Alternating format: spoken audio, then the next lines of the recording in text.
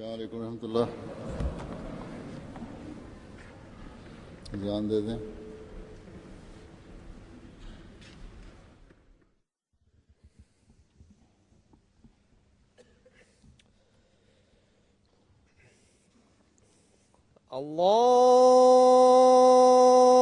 الله أكبر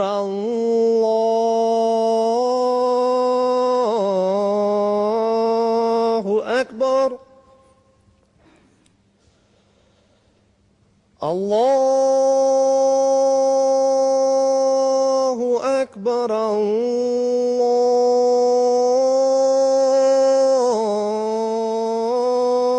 الله أكبر. أشهد أن لا إله إلا الله.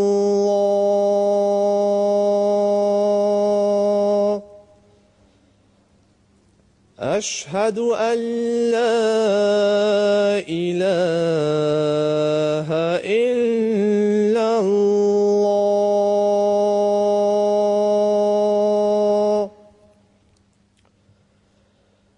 أشهد أن محمدًا رسول الله.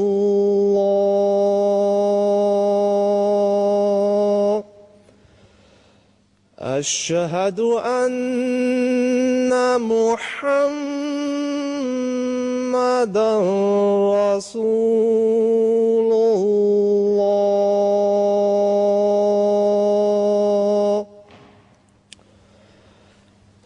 حي على الصلاة.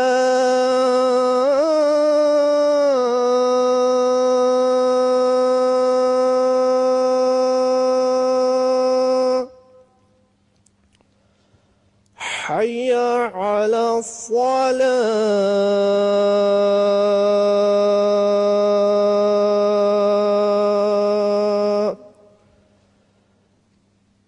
حي على الفلاح. حي على الفلاح.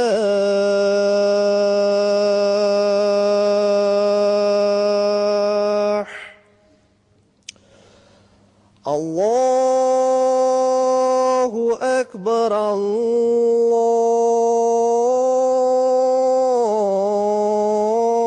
الله أكبر. لا إله إلا الله.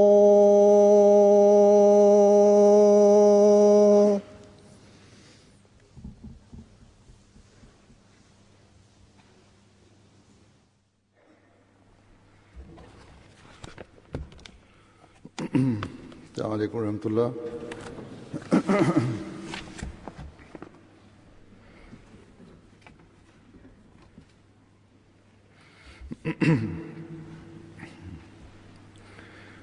أشهد أن لا إله إلا الله وحده لا شريك له وأشهد أن محمدًا عبده ورسوله. أما بعد فأعوذ بالله من الشيطان الرجيم. بسم الله الرحمن الرحيم. الحمد لله رب العالمين. الرحمن الرحيم. مالك يوم الدين. إياك نعبد وإياك نستعين. اهدنا الصراط المستقيم. صراط الذين أنعمت عليهم غير المغضوب عليهم ولا الضالين.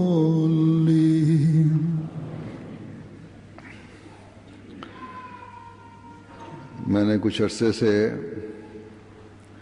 वक्तन फ़वक्तन सहाबा मसीह मौद अलैहिस्सलाम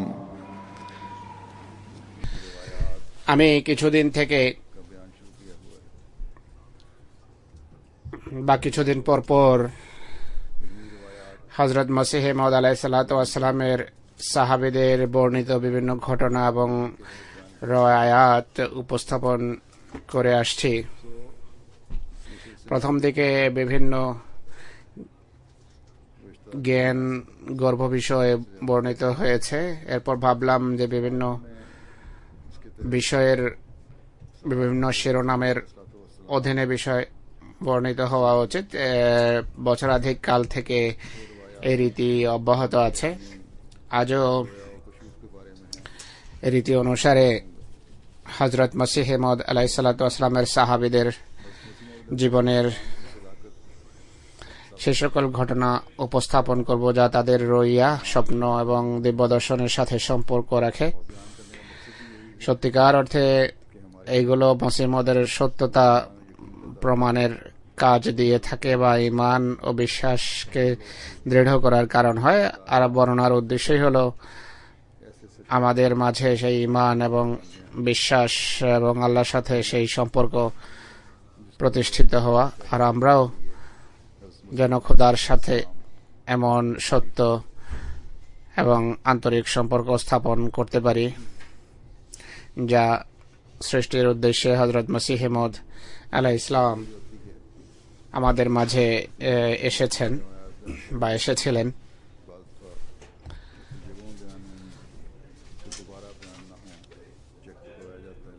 ঘটনা যেহেতু বিভিন্ন ভাবে বর্ণিত হয়েছে, বিভিন্ন স্থানে বর্ণিত হয়েছে, আমি চেষ্টা করি যেন পুনরাবৃত্তি না হয়, কিন্তু কোনো কোনো ক্ষেত্রে পুনরাবৃত্তিও হতে পারে। প্রথম ঘটনা হযরত সরদার করমদাদ খান সাহেবের সাথে সম্পর্ক রাখে। তিনি 1902 সনে বয়াত করেছিলেন, আর সে বছরই হযরত মসিহ ইসলামকে দর্শনের বা দিদারের জিয়ারতের সুযোগ লাভ করেছেন। তিনি বলেন, বয়াত করার পূর্বে হযরত মসিহ মাউদ আলাইহিস সালামকে আমি স্বপ্নে দেখেছি। এর বিস্তারিত বিবরণ হলো, এমন মনে হলো যে একটি রাস্তা, তাতে হযরত মুহাম্মদ সাল্লাল্লাহু আলাইহি ওয়াসাল্লাম এবং মসিহ মাউদ আলাইহিস সালাম আসছিলেন, হেঁটে এদিকে আসছিলেন, আমিও অপর দিক থেকে আসছিলাম। হযরত মুহাম্মদ রাসূলুল্লাহ সাল্লাল্লাহু আলাইহি ওয়াসাল্লাম তাকে সম্বোধন করে আঙ্গুলের ইশারায় বলেন যে ইনি খোদা তাআলার পক্ষ থেকে, ইনি আল্লাহর পক্ষ থেকে এসেছেন। 3 বার হযরত মসিহ মাউদ আলাইহিস সালাম কথা বলেছেন। এরপর 1902 সনে যখন আমি কাদিয়ানে আসলাম, যখন মসজিদ ছোট ছিল, মসজিদ মুবারক ছিল ছোট মসজিদ, সেই মসজিদে বয়াত করি, আর সেই চেহারায় হযরত মসিহ মাউদ আলাইহিস সালামকে দেখেছি, যে চেহারায় স্বপ্নে দেখেছিলাম। এরপর হযরত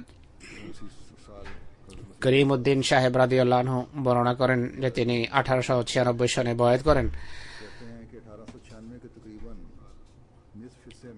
একই বছর হযরত মসিহ মাউদের জিয়ারতের সৌভাগ্য হয়, তাকে দেখার সুযোগ পান। তিনি বলেন 1896 এর মাঝামাঝি সময়ে স্বপ্নে, অর্থাৎ সে বছরের মে বা জুন মাসে স্বপ্নে তিনি একবার হযরত মসিহ মাউদ আলাইহিস সালামকে দেখেন হুজুর কোনো উটের পিঠে আরোহিত অবস্থায় আছেন। তিনি বলেন যে পুনরায় এই অধম হুজুরকে একা অবস্থায় এমন একটি ক্ষেতে দেখি, যেই ক্ষেত শুদ্ধ হাল চালানো হয়েছে, মাটির বড় বড় চাকা ছিল তাতে, আর হুজুর আমার দিকে আসছিলেন। আর হুজুর অত্যন্ত আন্তরিকভাবে এবং ভালোবাসার সাথে এই বান্দার সাথে সাক্ষাৎ করেন, আমি যাতে খুব আনন্দিত হই। ইতিপূর্বে স্বপ্নে এক নকশবন্দি পীরের সাথে আমার সাক্ষাৎ হয়। আমি করমর্দনের জন্য হাত বাড়াই, সেই পীর আমার হাত সরিয়ে দিয়ে বলে যে যাও বেদিন। অথচ ইসলামের নির্দেশ রয়েছে সালাম করার। সে আমাকে বেদিন আখ্যা দিয়ে আমার সালাম গ্রহণ করতে অস্বীকার করে। এরপর হুজুরের সাথে যখন সাক্ষাৎ হয় বড় ভালোবাসার সাথে তিনি আমার সাথে মিলিত হন। হযরত করিমউদ্দিন সাহেব বর্ণনা করেন যে স্বপ্নে আমি দেখেছি যে চৌধুরী নবীবক সাহেব হাওলাদার পুলিশ যিনি মসিহ মওদের হাতে বয়াত করেছেন তার প্রতি ইলহাম হয়। স্বপ্নে তাকে বলা হয়েছে যে পুলিশের এই হাওলাদারের প্রতি ইলহাম হয়, এরা পাকিস্তানের আজকালকার বা ভারতের আজকালকার পুলিশ নয়, যারা শুধু ঘুষ এবং বেইমানি ছাড়া আর কিছুই বোঝে না। এরা সেই যুগের মানুষ যাদের খোদা তাআলার সাথেও সম্পর্ক ছিল। ইনি বলেন যে আমি স্বপ্নে দেখি যে তার প্রতি ইলহাম হয়। ইনি বলেন যে আমি আমার এই স্বপ্ন আমার এক বন্ধু সৈয়দ মোহাম্মদ আলী শাহ সাহেবকে শুনিয়েছি। তিনি বলেন যে আমার মাথা খেয়েও না এইভাবে। কিন্তু ইনি বলেন আমি সকালে নামাজ পড়ে যখন মসজিদ থেকে ফিরে আসি, সূর্য যখন বের হচ্ছিল, সৈয়দ মৌলভী মোহাম্মদ আলী মরহুম এবং চৌধুরী নবীবক সাহেবের কিছু শব্দ যা চৌধুরী সাহেব কাগজে লিখে রেখেছিলেন, যা বিশৃঙ্খল ভাবে পড়েছিল, তিনি সেগুলোকে সুশৃঙ্খল করছিলেন। সৈয়দ মোহাম্মদ আলী শাহ সাহেব তাকে তো এটি বললেন যে আমাকে বিরক্ত করো না, চৌধুরী সাহেবের প্রতি কোনো ইলহাম হয় না। ইনি বলেন নামাজ থেকে আমি ফিরে আসছিলাম, তখন চৌধুরী নবীবক সাহেব এবং মোহাম্মদ আলী শাহ সাহেবও বসেছিলেন। তাদের পারস্পরিক সম্পর্ক ছিল, কিছু কিছু কাগজ সুশৃঙ্খল ভাবে তারা রাখছিলেন। ইনি বলেন যে আমার সন্দেহ হলো যেগুলো রাতের কোনো ইলহাম বা এমন কোন ইলহাম যাকে তারা ধারা বিন্যস্ত করছেন। আমি তাকে বললাম যে আপনি তো বলতেন যে মাথা খেও না বা বিরক্ত করো না, এখন বলুন আসলে ব্যাপারটি কি। এরপর তিনি বলেন যে যেহেতু মানুষ হাসি ঠাট্টা করে তাই তিনি প্রকাশ করেন না। ইনি বলেন যে তখন থেকেই আমার হৃদয় ধারণা জাগে যে যেখানে হুজুরের মুরিদদের প্রতি ইলহাম হয় তাই বোঝা গেল যে হযরত মসিহ ইসলাম সত্য খোদার পক্ষ থেকে। তখন আমার বয়স 16 বা 17 বছর হবে। আমি মসিহ মওদের কোনো বই পড়িনি, আর তখন আমি গবেষণার মন মানসিকতাও রাখতাম না, কেননা আমি এক বালক ছিলাম মাত্র। আমার কোনো ধর্মীয় শিক্ষাও ছিল না, শুধু কোরআনে কারীম নাজেরা পড়তে পারতাম, অনুবাদ পড়িনি। আর আমার জাগতিক পড়ালেখাও সামান্যই ছিল। আর আমি সুবা সিং এ এক সহকারী শিক্ষক ছিলাম। এরপর আমি স্বপ্নে দেখি যে আমি কার্তিক মাসে, মনে হয় সেপ্টেম্বর বা অক্টোবর মাস হবে, হুজুর বলছেন যে আমি স্বপ্নে দেখি যে আমি সেই মাসে মারা যাব। আমি অপেক্ষা করছিলাম যে আমার মৃত্যুর সময় সন্নিকটে, অবশ্যই এই কার্তিক মাসে আমি মারা যাব, কেননা এই তো পূর্বে যে সমস্ত স্বপ্ন আমি দেখেছি তা পূর্ণ হয়েছে। আমাদের বিশ্বাস ছিল যে যেহেতু পূর্বের স্বপ্নগুলো পুরো হয়েছে তাই এটিও পুরো হবে, আমি সর্বোচ্চ সেপ্টেম্বর পর্যন্ত বাঁচব। কিন্তু তিনি বলেন যে কার্তিক মাস কেটে যায়। মোহাম্মদ আলী শাহ সাহেবকে আমি বলি যে আপনি তো বিভিন্ন বই পড়েছেন, আপনি আশ্বস্ত হয়েছেন। মোহাম্মদ আলী শাহ সাহেব যিনি চৌধুরী নবীবক সাহেবের সাথে সম্পর্ক রাখতেন, তার ইলহাম সম্পর্কে তিনি জানতেন যে তার প্রতি ইলহাম হয়, কিন্তু তখন পর্যন্ত তিনি বয়াত করেননি। কিন্তু মসিহ ইসলাম দ্বারা প্রভাবিত ছিলেন এবং তার বই পুস্তক পড়তেন। আমি তাকে বললাম যে আপনি তো মসিহ মওদের বই হয়তো পড়তে থাকবেন, জানি না আপনি কখন আশ্বস্ত হবেন, কিন্তু আমি আপনার পূর্বে হযরত মসিহ মওদের হাতে বয়াত করতে চাই। তিনি বলেন যে আমি সেখান থেকে পদব্রজে যাত্রা করি এবং কাদিয়ান পৌঁছি। আমি যখন এখানে আসলাম এদিক সেদিক ঘোরাফেরা করি, একদিন বেশ কয়েকদিন এইভাবে ঘোরাফেরা করতে থাকে। একদিন আমি হাকিম ফজলউদ্দিন ভেরবি সাহেবকে বলি যে আমি হুজুরের হাতে বয়াত করতে চাই। হাকিম সাহেব তখন বলেন যে আমি ভাবলাম এই ছেলে অনর্থক এখানে ঘোরাফেরা করছে। যাই হোক, তিনি মসিহ মওদের কাছে আমার বয়াতের বাসনার কথা উল্লেখ করেন। হুজুর মঞ্জুর করেন আমার হাতে, নিজের হাতে আমার হাত নিয়ে একাকিত্বে আমাকে বয়াতের সুযোগ দেন। আমি যেভাবে মসিহ মওদকে স্বপ্নে দেখেছিলাম অবিকল তেমনই তাকে বাস্তব জীবনে দেখেছি। আল্লাহ তাআলার মহান দান, এটি মহান অনুগ্রহ যে তিনি আমাকে এই সুযোগ দিয়েছেন। নতুবা জানেন আমার কি অবস্থা হতো। আমার নাম বদরি সাহাবিদের তালিকায় 68 বা 69 নম্বরে ছিল, যা আঞ্জামে আথমের পরিশিষ্টে অন্তর্ভুক্ত আছে। আঞ্জামে আথমের পরিশিষ্টের তালিকায় তার নাম রয়েছে, তিনি বলছেন। এরপর হযরত মিয়া আল্লাহ দিতা সাহেব রাদিয়াল্লাহু আনহু বর্ণনা করেন, তিনি 1900 সনে বয়াত করেন এবং 1905 সনে হযরত মসিহ মওদের জিয়ারতের সৌভাগ্য হয়, তাকে দেখার সৌভাগ্য হয়। তিনি বলেন যে আমি হুশিয়ারপুরের মহলপুর নিবাসী ছিলাম। যখন চন্দ্র সূর্য গ্রহণ হয় তখন আমার বয়স ছিল 10 বা 12 বছর। তখন আমি আমার শিক্ষকের সাথে কোরআন এবং নফলও পড়েছিলাম। 1897 বা 98 সনে হযরত মসিহ মওদের কথা আমাদের গ্রামে পৌঁছে যায় যে কাদিয়ানের গুরদাসপুর জেলায় হযরত মাহদী আলাইহিস সালাম আবির্ভূত হয়েছেন। শেখ শাহাবুদ্দিন সাহেবের মাধ্যমে এটি পৌঁছে। 2-3 বছর সেখানে মত বিনিময় হতে থাকে। 1900 সনের কাছাকাছি এই অধম হযরত মসিহ মাউদ ইসলামকে কাদিয়ানে স্বপ্নে দেখে। যদিও আমি স্বয়ং কাদিয়ান আসিনি, সেই স্বপ্নে আমি আশ্বস্ত হই, অথচ পূর্বে কখনো কাদিয়ান দেখিনি, কিন্তু স্বপ্নে তাকে কাদিয়ান দেখেছি, আমি কাদিয়ানে দেখেছি। আর আমি তখন ভাবলাম যে যত সত্তর সম্ভব আমি বয়াত করব। ইনি বলেন যে আমি 1 পয়সায় একটা পোস্ট কার্ড ক্রয় করে কাজী শাহদিন সাহেবের কাছে নিয়ে যাই।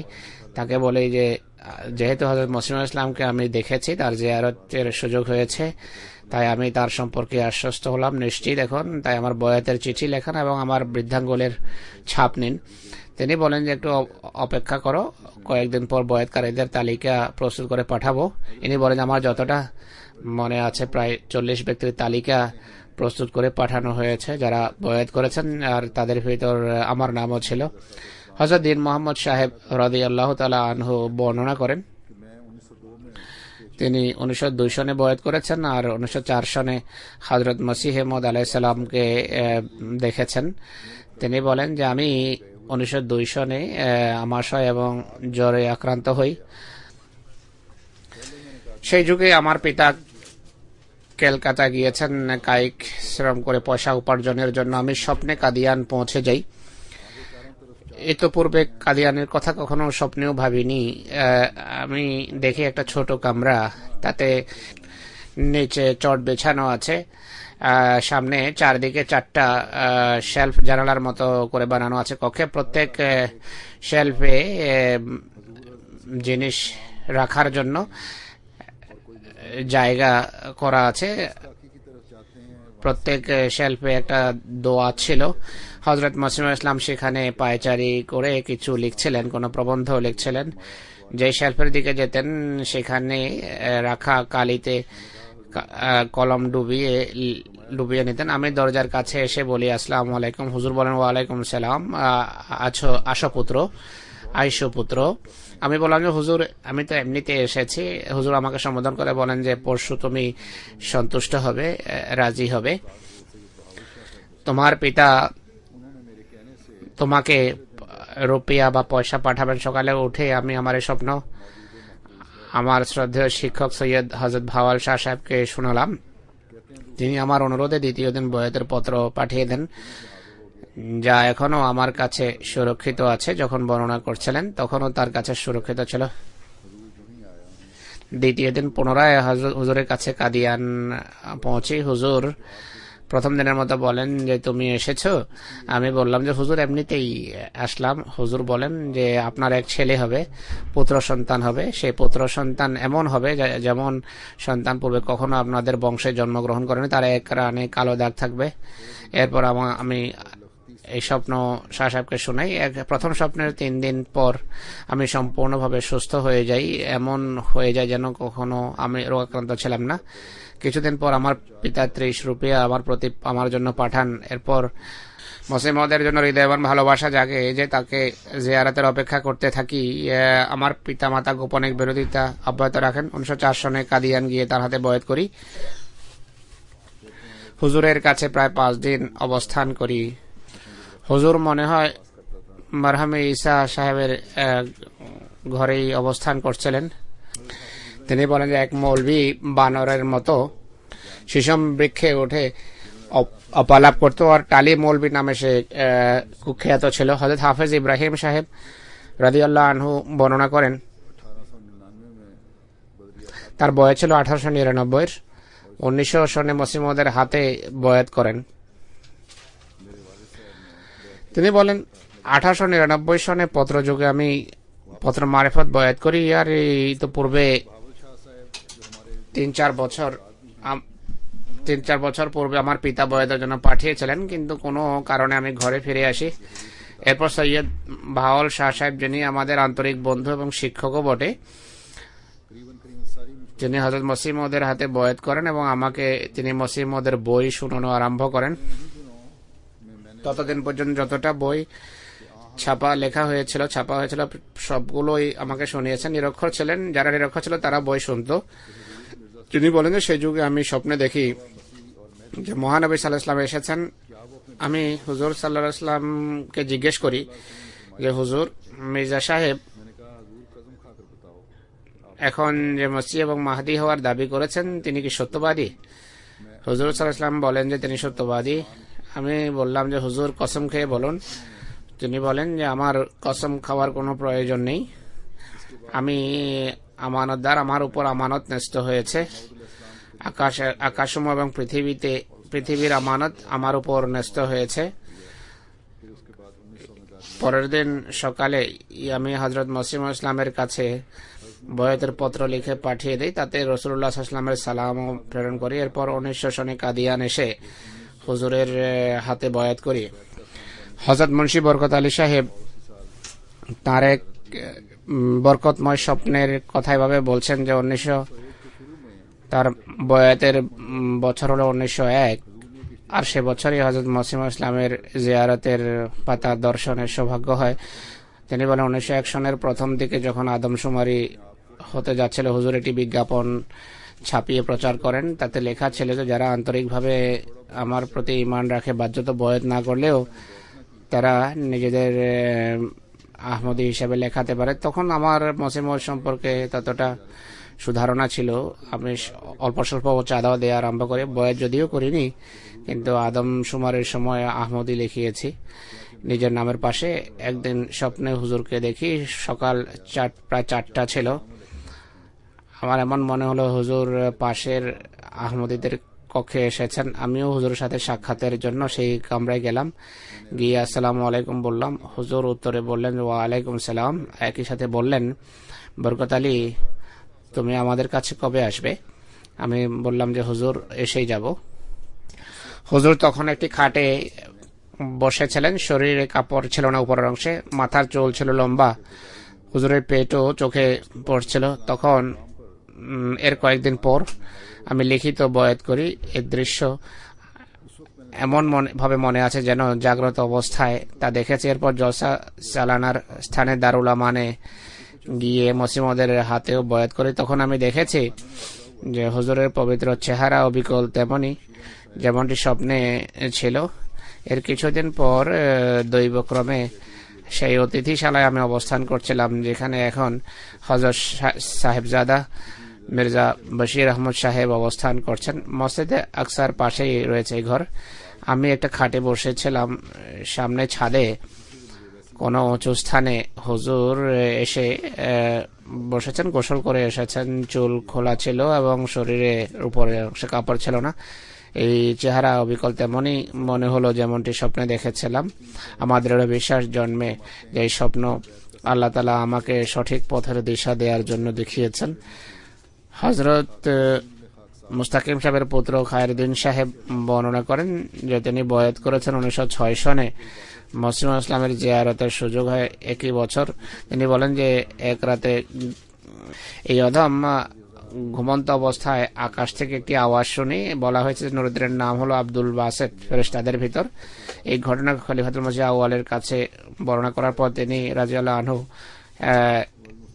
হেসে বলেন যে আমিও জানি, আমার নাম আব্দুল বাসেত।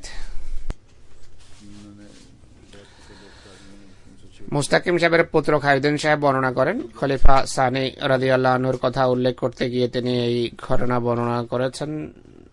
1906 সনের তার বয়াত আমি পূর্বেই বলেছি।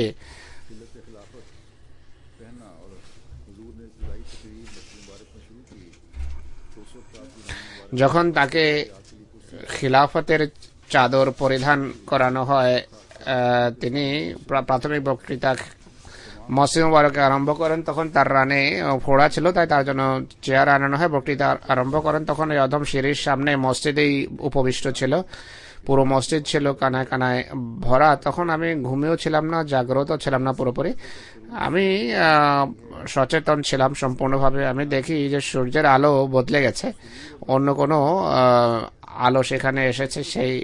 সেই আলো এমন স্নিগ্ধ ছিল যে তার অবস্থা ভাষায় বর্ণনা করা যায় না। সেটি এমন স্নিগ্ধ এবং এমন আরামদায়ক ছিল যে চোখের সামনে নিমেষে মসজিদ অদৃশ্য হয়ে যায়।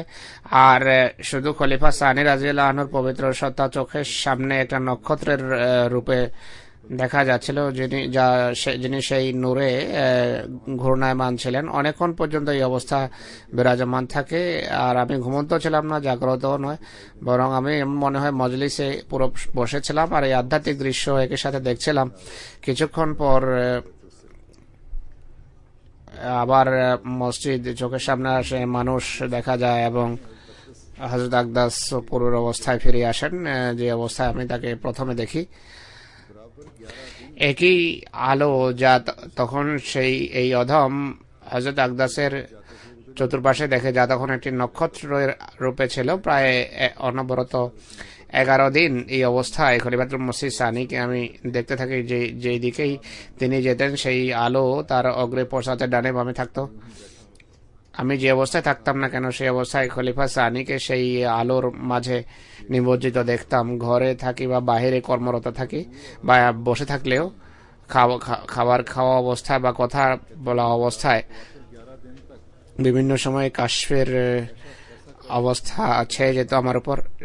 সেই আলোতে খলিফা সানিকে আমি সবসময় দেখতাম। অনবরত 11 দিন পর্যন্ত এই দৃশ্য দেখতে থাকে। এমন কাশবাদী বদবর্ষণের কথা পূর্বে কখনো শুনিনি, এত দীর্ঘ কখনো দেখিও নি।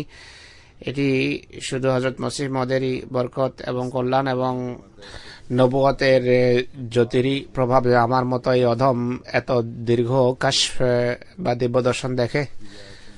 এই কাশফ এই আয়াতের অধীনে হয়েছে, যাতে লেখা আছে যে পবিত্র এবং নেক ব্যক্তিদের একটি আলো বা জ্যোতি দেয়া হবে। সূরা তাহরিমের আয়াতে যাবে বলা হয়েছে যে নূরুহুম ইয়াসআ বাইনা আইদিহিম ওয়া বিআইমানিহিম। দ্বিতীয় আয়াত হলো যে ব্যক্তি পৃথিবীতে নূর বা জ্যোতি লাভ করানো, সে পরকালে কিভাবে জ্যোতির্মণ্ডিত হতে পারে। তো আল্লাহ তাআলা আমাকে এটি বলেন, তোমাদের এই খলিফা সেই মনোনীত লোকদের একজন, যারা কিয়ামত দিবসে নূর এবং জ্যোতি লাভ করবে। আর এই পৃথিবীতেও এই ব্যক্তি আল্লাহ তাআলার নূর বা আলোতেই নিমজ্জিত। হযরত কাজী মোহাম্মদ ইউসুফ সাহেব বলেন, 1902 সনের জানুয়ারিতে তিনি বয়াত করেছেন। এই পত্র 8 ডিসেম্বর 1902 সনে মসিহ মওউদের হাতে বয়াত করেছেন। তিনি বলেন, আমাকে দেখানো হয়েছে আমার হেফাজতের জন্য আল্লাহ তাআলা 2 ফেরেশতা নিযুক্ত করেছেন। একজনের নাম হলো মোহাম্মদ সিদ্দিক, আর আমার পিতার আকৃতিতে সেটি। আর দ্বিতীয় ব্যক্তি ফেরেশতার নাম হলো গোলাম সামদানি। সমস্যা এবং বিপদ আপদের সময় ফেরেশতা আমার সামনে প্রতিমূর্ত হয়।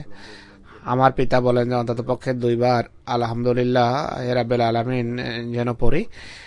আর আমি প্রত্যেক নামাজে আলহামদুলিল্লাহ রাব্বিল আলামিন সূরা ফাতিহা 2 বার পড়ি। अल्लाह ताला की हकीकी तारीफ की लायक अल्लाह ताला ही है और ये हमद ही है হযরত মসিহ ইসলাম বলেন, প্রকৃত প্রশংসার যোগ্য আল্লাহ তাআলাই, আর এই প্রশংসাই খোদার নিকটতর করে মানুষকে সমস্যা দূরীভূত করার জন্য, বিপদ আপদ থেকে মুক্ত থাকার জন্য বেশি বেশি সূরা ফাতিহা পড়া উচিত। এর প্রতিটি অক্ষর নিয়ে ভাবা এবং চিন্তা করা উচিত। হযরত মোহাম্মদ ফাজল সাহেব পিতা নূর মোহাম্মদ সাহেব বর্ণনা করেন যে তিনি 1899 সনের শেষে বা 1900 সনের প্রথম দিকে বয়াত করেছেন। পূর্বের রীতি অনুসারে নামাজে নাভির নিচে আমি হাত বাঁধতাম। সচরাচর মানুষ ও আহমদীরা নাভির নিচেই হাত বাঁধে। কোনো সময় কারো পিছনে বাজাবার নামাজ পড়ার সুযোগ হলে আমার মাথায় সংশয় থেকে যেত, আর ইমামের পিছনে সূরা ফাতিহা পড়তাম, কিন্তু হৃদয়ে সংশয় থেকেই যেত। অর্থাৎ নাভির নিচে হাত বাঁধা সূরা ফাতিহা পড়া নিয়ে আমার সংশয় ছিল হৃদয়ে। তা আশ্বস্ত ছিলাম, নিশ্চিত ছিলাম না আমি যে হাত কোথায় নাভির উপরে বাঁধবো নাকি নাভির নিচে সূরা ফাতিহা পড়বো কি পড়বো না, এই বিষয় নিয়ে দ্বিধাদ্বন্দ্ব ছিল আমার। এই উৎকণ্ঠা ব্যাকুলতার সাথে একদিন ঘুমিয়ে যাই। স্বপ্নে আমি কাদিয়ান পৌঁছি। মসজিদ মুবারকের গলি হয়ে যায়, মসজিদ আকসার দরজায় পৌঁছি। পূর্বে যে সোজা সিঁড়ি ছিল সেগুলো অতিক্রম করে ভিতরে প্রবেশ করি। মসজিদের সীমানার বাহিরে জুতার জায়গায় একটি ফালাই বৃক্ষ ছিল, এক ধরনের গাছ। তার কাছে বা নিচে একটা পাকা কবর আছে। তার উত্তর প্রান্তে একটি কূপ বা কুয়া। মসজিদে একটি জামাত বুকের উপর হাত রেখে দাঁড়িয়ে আছে, আর জায়নামাজে মসিহ ইসলাম হলেন ইমাম। ইমামের পাশে এক মুক্তাদির জায়গা খালি আছে। আমি সেখানে গিয়ে দাঁড়িয়ে যাই আর বুকের উপর হাত রেখে সূরা ফাতিহা পড়া আরম্ভ করি। শেষ করে যখন আমিন বলি তখন আমি জাগ্রত হই। এইভাবে আমার এই সমস্যার সমাধান হয়ে যায় যে হাত কোথায় কোথায় বাঁধা উচিত।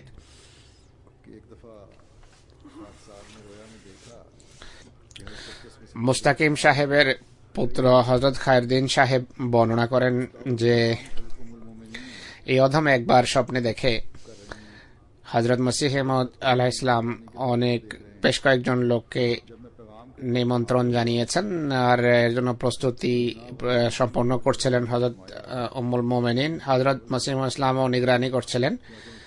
যখন আমি সেখানে উপস্থিত হলাম, হযরত মসিহ মাউদ আলাইহিস সালাম বলেন, একে ভাত খাও। আমাকে ভাত দেয়া হলো।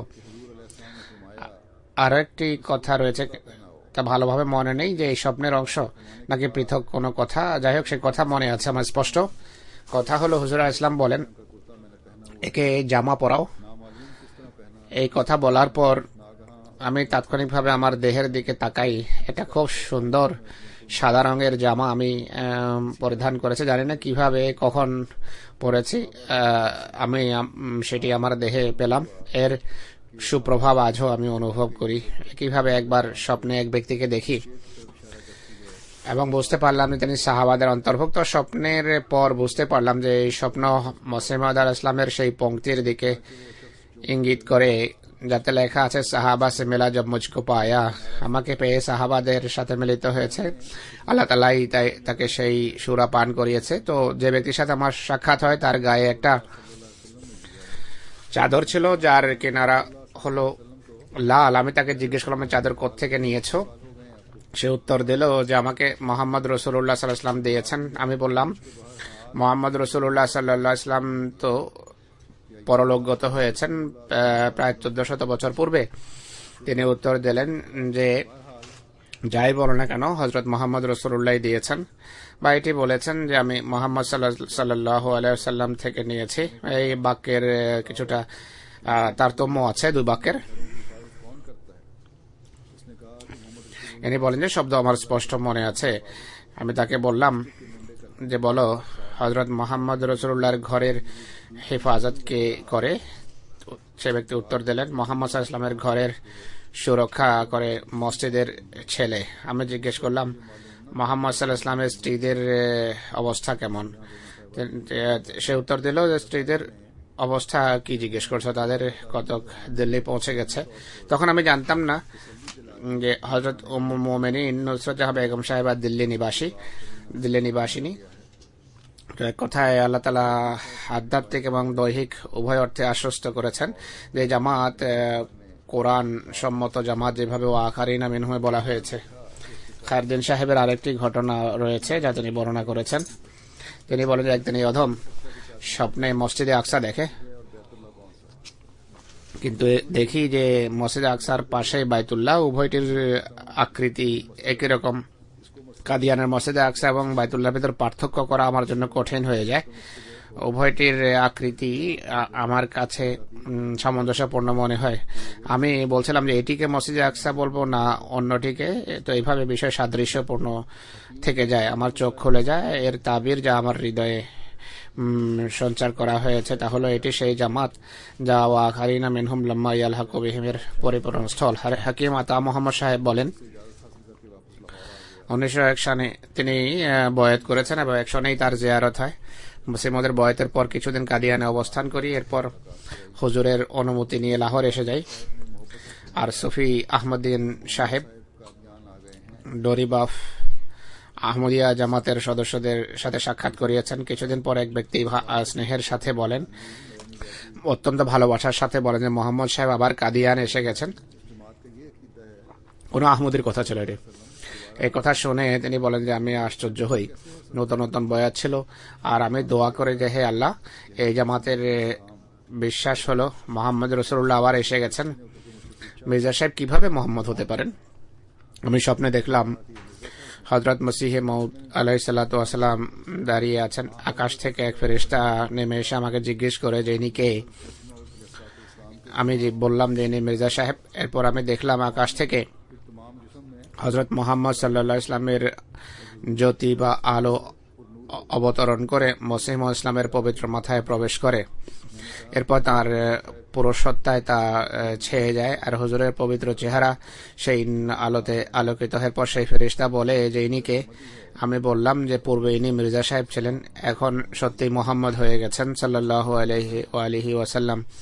তো এদের আপত্তি এটি এ বিষয়ই। আসলে মোহাম্মদ রাসূলুল্লাহর আলোকেই মসিহ মউদ পৃথিবীতে বিস্তৃত করার জন্য এসেছেন। হযরত শেখ মোহাম্মদ আফজল সাহেব বলেন, তা তিনি বয়াত করেছেন 1905 সনে। তিনি বলেন আমার বয়স যখন 12 বছর ছিল, যদিও আমাদের বংশে আমার চাচা হাকিম শেখ ইবাদুল্লাহ এবং আমার চাচাতো ভাই শেখ কারমেলাহি সাহেব হযরত মসিহ মউদের হাতে বয়াত করেছেন, কিন্তু এই অধম তখনও মসিহ মউদকে দেখেওনি। আর হুজুরের পবিত্র ফটো দেখিনি। স্বপ্নে দেখি যে আমার দেহ থেকে সকল শক্তি হারিয়ে গেছে, কিন্তু আমার মাথায় বোঝার এবং চোখে দেখার শক্তি অবশিষ্ট ছিল। আমার সামনে এক বুজুর্গ বসে আছেন আর তার পা হাঁটু পর্যন্ত দেখা যাচ্ছিল।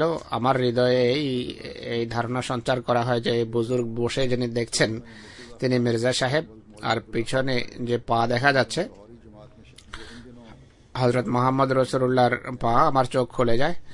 আমি সকালে এনায়েতুল্লাহ খান সাহেবের পুত্র মুর্তজা খান সাহেবকে, যিনি আজকাল লাহোরি জামাতের অন্তর্ভুক্ত, যিনি লাহোরি এখন, তাকে এই স্বপ্ন শোনালাম এবং এর তাবির জিজ্ঞেস করলাম। তিনি বলেন, মির্জা সাহেবের কল্যাণে তুমি মুহাম্মদ সাল্লাল্লাহু আলাইহি সাল্লামের আনুগত্যের কল্যাণ লাভ করবে, আর তাই হয়েছে।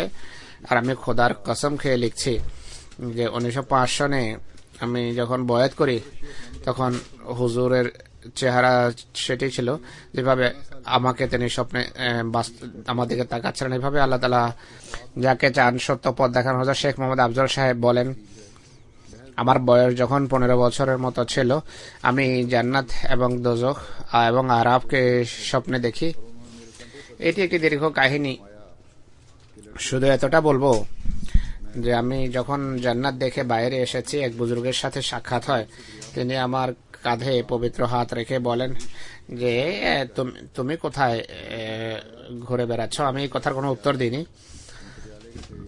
তাকে জিজ্ঞেস করলাম যে বেহেশতের মূল্য কি?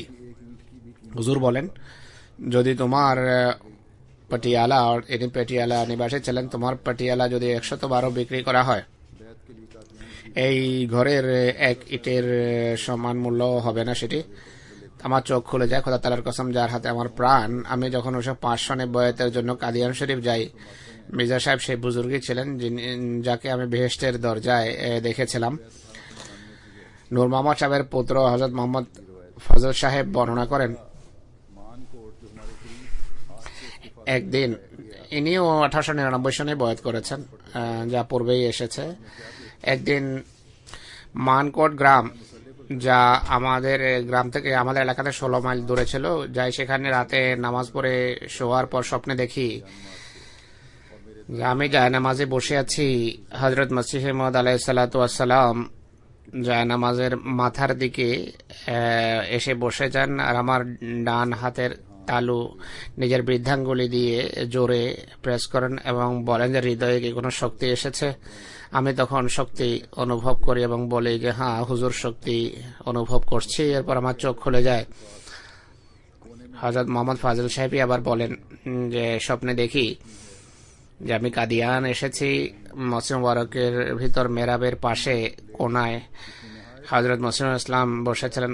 মসজিদে অত্যন্ত আলোকিত। আমি হুজুরের সামনে গিয়ে বসে যাই। হুজুর আমাকে একটা সাদা চিনির প্লেট, যাতে খুব স্বচ্ছ লাল রঙের হালুয়া ছিল, নিজ হাতে আমাকে দেন, বলে যে এটি খাও। আমি তখনই তা খেয়ে ফেলি। অত্যন্ত সুস্বাদু ছিল তা। এরপর আমি জাগ্রত হই।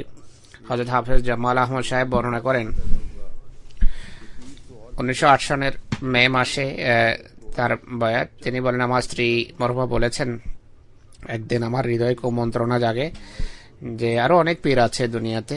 হযরত সাহেবকে সত্য এবং অন্যদের কেন মিথ্যা বলি আমরা, যে একমাত্র সত্য পীর মসিমদেই, অন্যরা সবাই মিথ্যাবাদী, এটি কেন বলি? ইনি বলেন যে রাতে আমি স্বপ্নে দেখি যে হযরত রাসূলুল্লাহ সাল্লাল্লাহু আলাইহি ওয়াসাল্লাম হযরত মসিমদের বাহু ধরে বলেন যে একে গ্রহণ করে না সে কাফের। আমার স্ত্রীর পিতার পরিবার সৈয়দ আহমদ রেজা বেরলভীর মরেছিল, আর এই স্বপ্ন দেখার পর তিনি আশ্বস্ত হন। হযরত মিয়া মোহাম্মদ জহুরুদ্দিন সাহেব রাদিয়াল্লাহু আনহু, যার বয়াত 1905 সনের,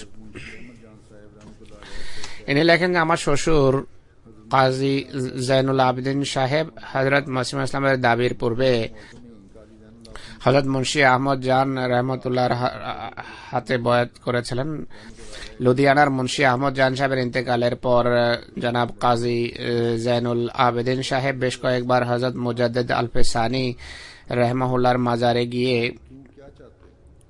কবরের রহস্য উন্মোচনের রীতিতে সেখানে ধ্যানে মগ্ন হন। একদিন হযরত মুজাদ্দিদ আল-ফিসানির সাথে তার দেখা হয়, দিদার হয়। তিনি জিজ্ঞেস করেন যে কিসের সন্ধানে আছো? কাজী সাহেব বলেন যে খোদার দিদার, খোদার সঙ্গ চাই, খোদার নৈকট্য চাই, এবং বলেন যে আমার পীর মারা গেছে। এতটা কথা বলে মুজাদ্দিদ আল-ফিসানি অদৃশ্য হয়ে যান। কাজী সাহেব সেখান থেকে ফিরে আসেন, 2-3 দিন আরো যান এভাবে, এবং একইভাবে ধ্যানে মগ্ন হন, কবরে বসে দোয়া করেন।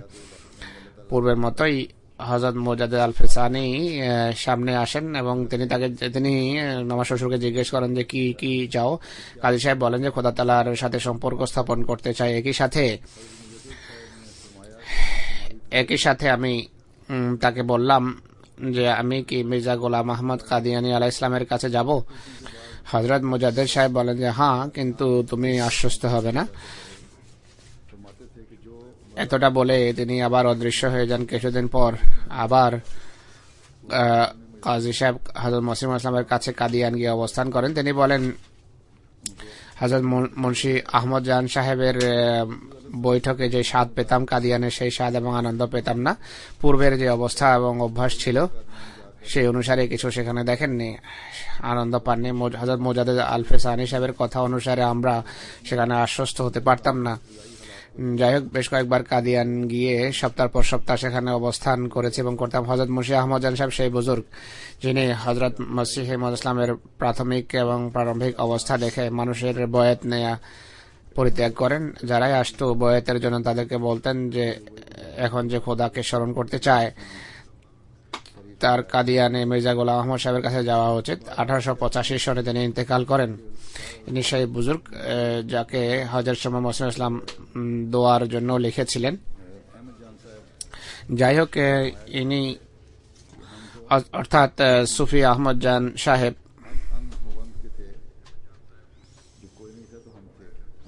বলতেন, কেউ ছিল না তাই তখন আমাদের গুরুত্ব ছিল।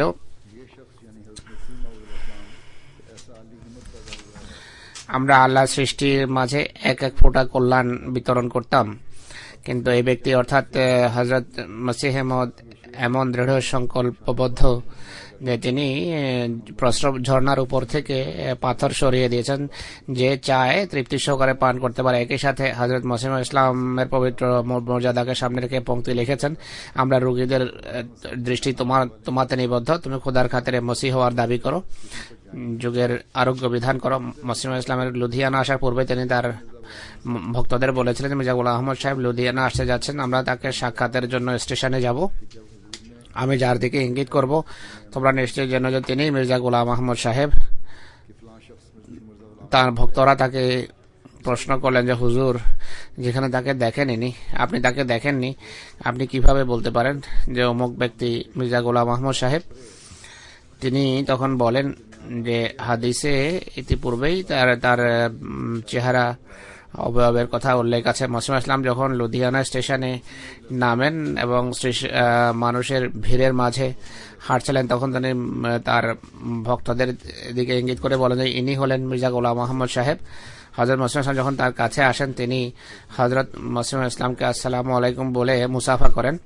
হযরত মুন্সি আহমদ জান সাহেবের ভালোবাসার কারণে তিনি বলেন যে আমি হযরত মসিহ মউদের হাতে বয়াত করি। এরপর হযরত মসিহ ইসলামের বিভিন্ন বৈঠকের যে বৈশিষ্ট্য আমার জীবনে প্রকাশ পায় তা ভিন্ন। পূর্বে এই বৈঠক পছন্দ করতাম না, কিন্তু বয়াতের পর বৈঠকের যেই বিভিন্ন বৈঠকের যেই প্রভাব ছিল আমার উপর, তা বড় সামান্য এবং তুচ্ছ মনে হয়। তো আল্লাহ তাআলা আমাদেরকে এই বুজুর্গ এবং পুণ্যাত্মাদের মতো ঈমান এবং বিশ্বাসে দৃঢ় করুন, আর আমাদের প্রত্যেকের জীবনে সেই বৈশিষ্ট্য, সেই গুণাবলী সৃষ্টি হোক যা হযরত মসিহ ইসলাম আমাদের মাঝে সৃষ্টি করতে চেয়েছেন এবং যা সৃষ্টির জন্য তিনি এসেছেন। শুধু বয়াত করাই যথেষ্ট না, বরং আল্লাহর সাথে সবার এক সম্পর্ক স্থাপিত হওয়া উচিত। দ্বিতীয় কথা হলো, পাকিস্তানের জন্য আমি দোয়ার তাহরিক করে থাকি, বন্ধুগণ দোয়াও করেন।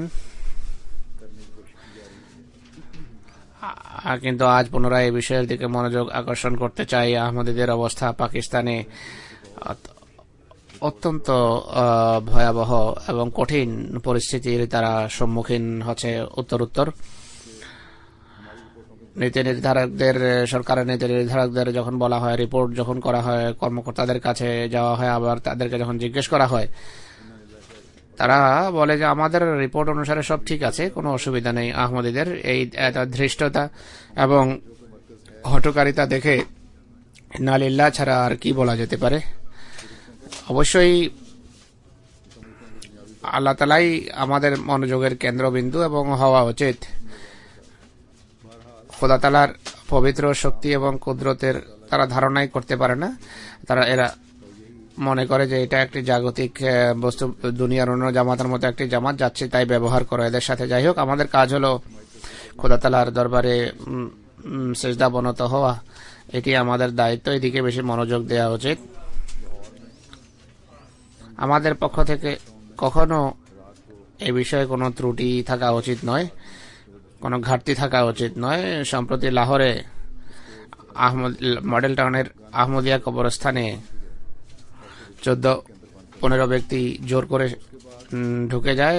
চৌকিদার ছিল, তাকে এবং তার ঘরের লোকদেরকে গলির মুখে ঘরে আবদ্ধ করে, গৃহবন্দী করে, গুলির ভয় দেখে গৃহবন্দী করে। এরপর 120টি কবরের অসম্মান করে এবং ফলক ভেঙে ফেলে। এখন এই শয়তানদের দুষ্কৃতি এবং অনিষ্ট থেকে মুর্দা এবং লাশও নিরাপদ নয়, আহমদী মৃতরাও নিরাপদ নয়। আর বাহ্যত সাক্ষ্য প্রমাণ দেখে এটি মনে হয় যে পুলিশের এতে হাত আছে, পুলিশের পৃষ্ঠপোষকতা তাদের রয়েছে।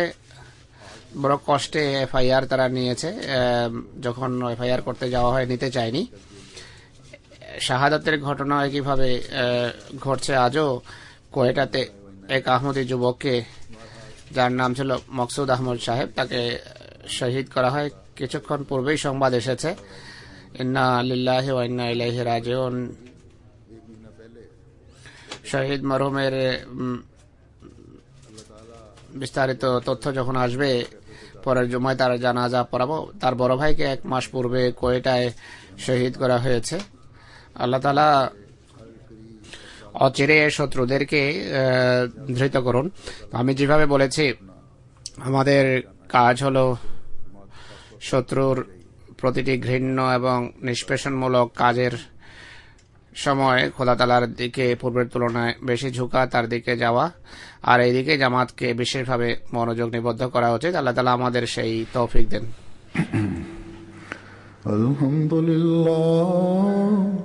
আলহামদুলিল্লাহ নাহমাদুহু ওয়া নাস্তাঈনুহু ওয়া নাস্তাগফিরুহু ওয়া নু'মিনু বিহি ওয়া নাতাওয়াক্কালু আলাইহি ওয়া নাউযু বিল্লাহি মিন শুরুরি আনফুসিনা ওয়া মিন সাইয়্যাতি আ'মালিনা। من يهده الله فلا مضل له ومن يضلله فلا هادي له ونشهد أن لا إله إلا الله ونشهد أن محمدا عبده ورسوله